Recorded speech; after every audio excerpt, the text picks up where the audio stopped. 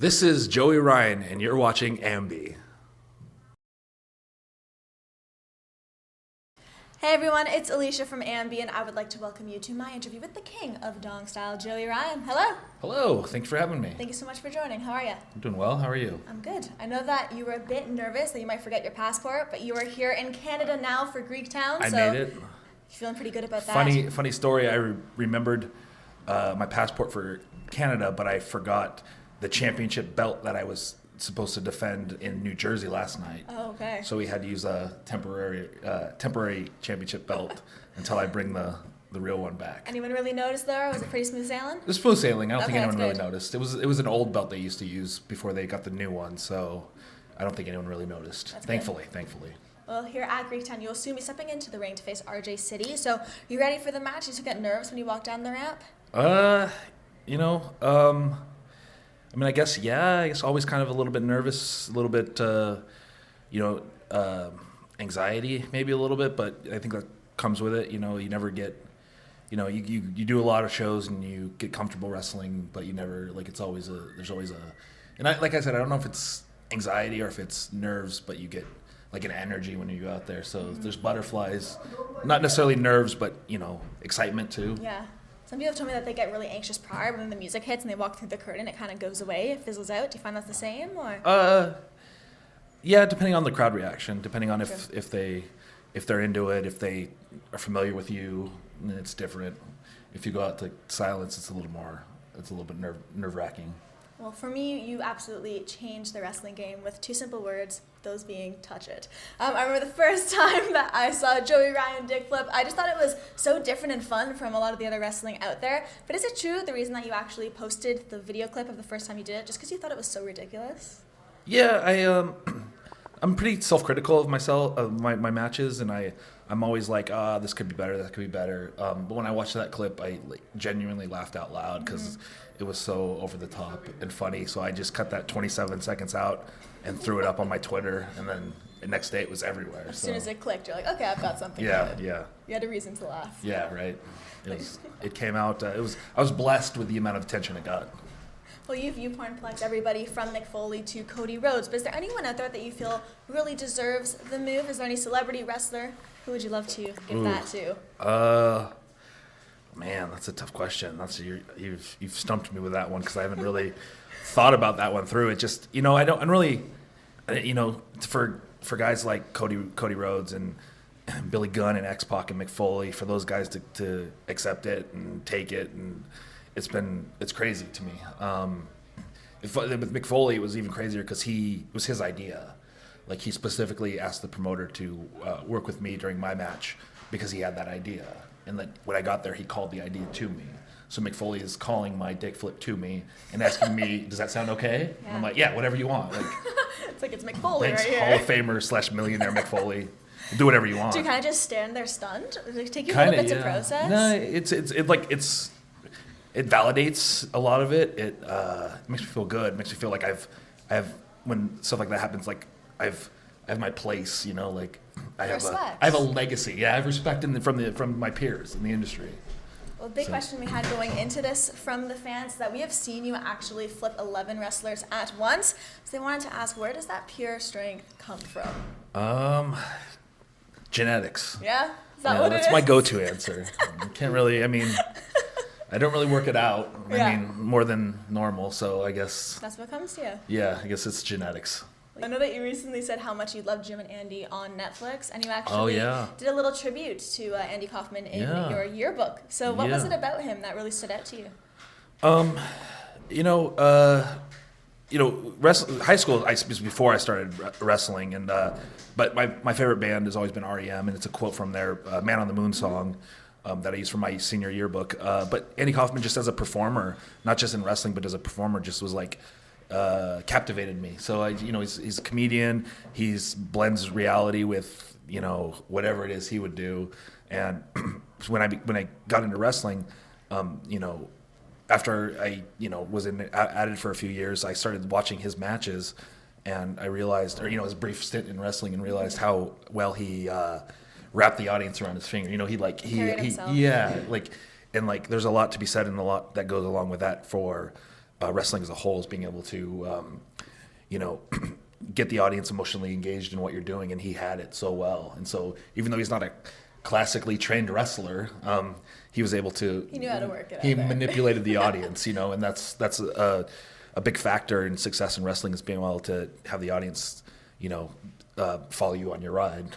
Was he one of the main people that you wanted to emulate when you think back to that, or other people stick out? No, I didn't as a performer. Yeah, he's always entertaining and great.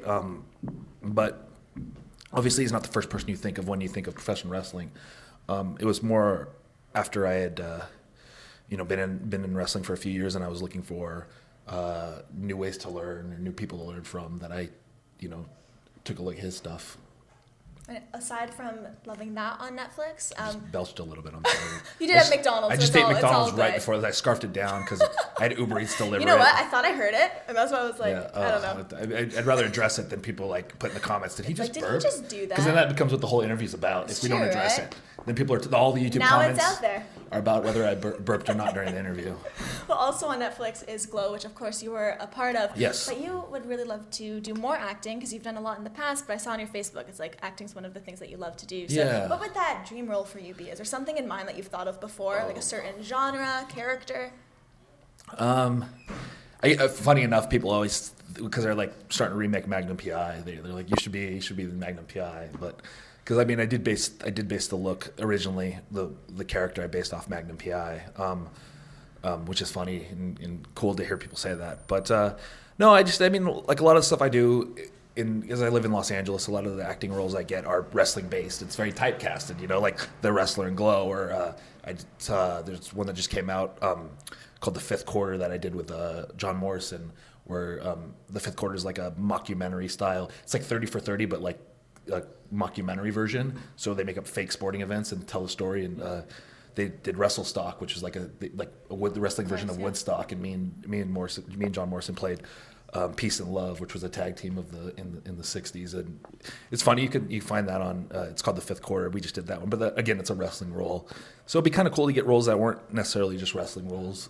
It's a little hard to do, obviously, but I can always just try. Are there any genres that stick out to you that you would like to try, or just open to anything? I'm open to anything really. I think I found a knack for comedy and wrestling, but I'd like to be able to, explore different avenues. I guess just see what comes. Try my best. Okay. You don't really know. You can't really predict what will stick or what will hit or what groove you'll find. Well, you'd mentioned Woodstock earlier, so I want to transition into music. Okay. As you come out to Escape, the Pina Colada song, yes. One of my favorite entrances and one of my favorite songs. So out of everything, why did that stick with you? I was actually coming out to a different song for years and years. But there was one promotion I worked for since 2007 called Lucha Vavoom in LA, and they've traveled a lot. They've gone, they've done shows on the East Coast. They've done shows in the Midwest. They've done shows in, I think they've done even shows in Canada and overseas. So they always right off the bat that was my entrance music for them because they just saw the way my character, and they just started playing that for me.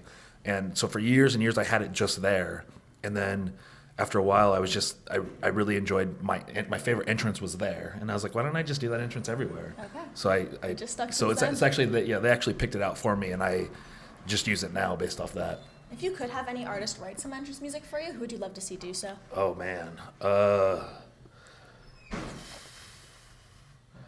that's even tough. Or who are some people that you've been enjoying as of late? Anyone come to mind? Well, like I mentioned earlier, my favorite band of all time is REM, but they're disbanded now.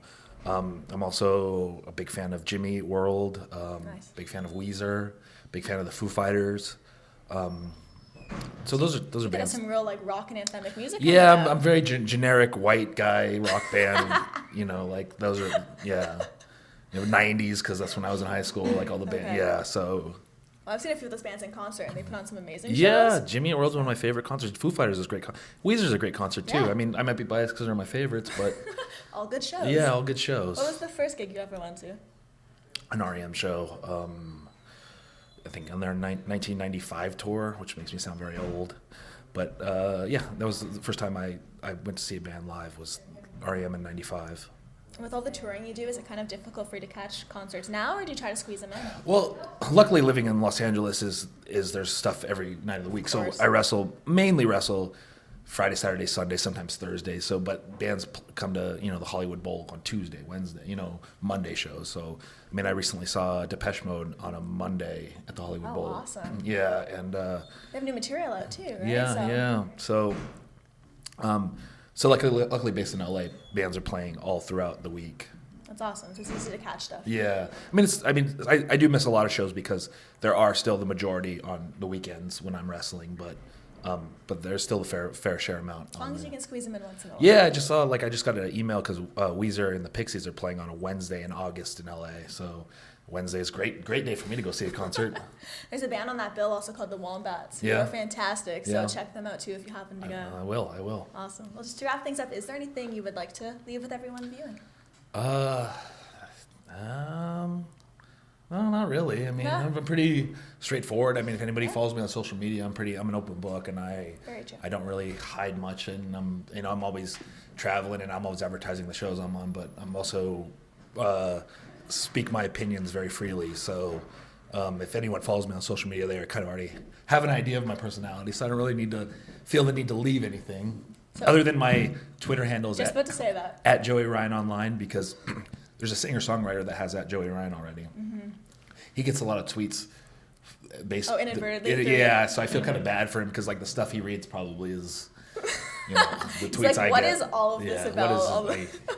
I periodically I go to his Twitter. He doesn't tweet very much, so maybe he's not on very much, or maybe he just. If you ever tweeted him maybe or something. maybe he just is sick of all the tweets that he gets. He's just given up. Yeah, maybe. But I do have at Joey Ryan on Instagram. I beat him to that. Well done. So guess I gotta win at something. Well, I want to say thank you so much for joining me today. I seriously appreciate it. Thanks for having me. Of course. And remember, to everybody viewing, you can visit us at musicblogger.com for all exclusive interviews, features, videos, and so much more. See ya.